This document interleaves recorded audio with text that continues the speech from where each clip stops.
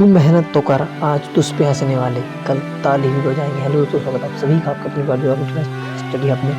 दोस्तों, आज की इस वीडियो में मुगल शासक का एक महत्वपूर्ण शासक बहादुर शाह जफर को हम डिटेल में डिस्कस करेंगे। अगर आपने पिछली वीडियो नहीं देखी है तो चैनल की प्लेलिस्ट में जाकर के आप देख सकते हो। तो चलिए बिना देरी किए वीडियो की शुरुआत करते हैं। इस वीडियो में हमने बहुत ही इम्पोर्टेंट जो क्वेश्चन आ चुके हैं या जो आ सकते हैं सभी को इसमें इंक्लूड किया है। तो बिना देरी किए वीडियो की शुरुआत करते हैं। बहादुर शाह जफर की अगर बात की जाए तो बहादुर शाह जफर का जन्म जो 24 अक्टूबर 1775 ईस्वी को दिल्ली में हुआ था।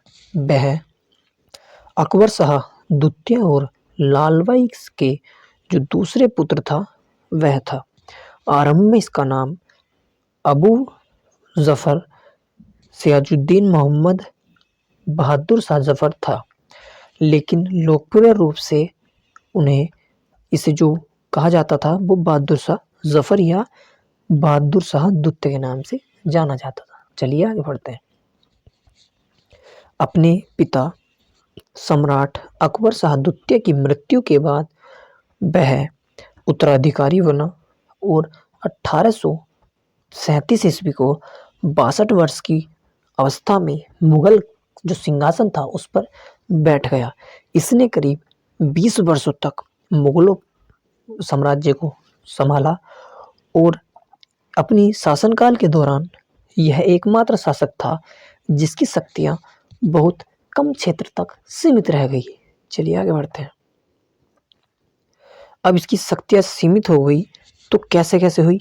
एक तरफ जहां ईस्ट इंडिया कंपनी जो अंग्रेज थे भारत में कई हिस्सों में प्रमुख राजनीतिक शक्ति बनकर उभर रही थी, वहीं दूसरी तरफ कई क्षेत्र जो मुगल साम्राज्य का हिस्सा थे उन्होंने भी मुगल से स्वतंत्रता की घोषणा कर दी। ऐसे में मुगल सम्राट जो बहादुर शाह जफर था केवल नाम मात्र का ही शासक बनकर रह गया। उस दौरान उसका शासन केवल दिल्ली के जो शहर था यानी दिल्ली जो था उस तक ही उसका शासन सीमित रह गया। चलिए आगे बढ़ते हैं। इतिहासकारों के मुताबिक 1857 के जो भारतीय विद्रोह में बहादुर शाह जफर की अहम भूमिका रही। इसने 1857 के जो पहले भारतीय स्वतंत्रता संग्राम के जो सिपाहियों का जो नेतृत्व भी किया, जिसके लिए इसे सबसे ज्यादा याद किया जाता है। वहीं जब युद्ध इस प्रकार उन्हें यह स्पष्ट हो गया कि सिपाहियों पर अंग्रेज जो हावी हो रहे हैं तो वह अपना महल छोड़कर भाग गया। और कहाँ छिप गया? हुमायूं के मकबरे में। कौन छिप गया? बहादुर शाह जफर। लेकिन इसको गिरफ्तार कर लिया गया और बर्मा जो अब यानी कि जो अब म्यांमार है वह इसको भेज दिया गया।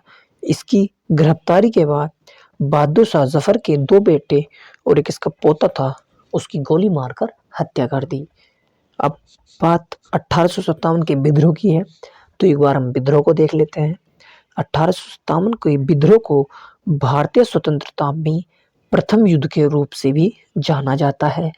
यह ब्रिटिश इंडिया कंपनी के जो अन्यायपूर्ण जो शासन के खिलाफ भारतीय जनता की एक शक्तिशाली विद्रोह था, जो 10 मई 1857 को जो मेरठ शहर था उससे शुरू होकर भारत के अन्य हिस्सों में फैल गया।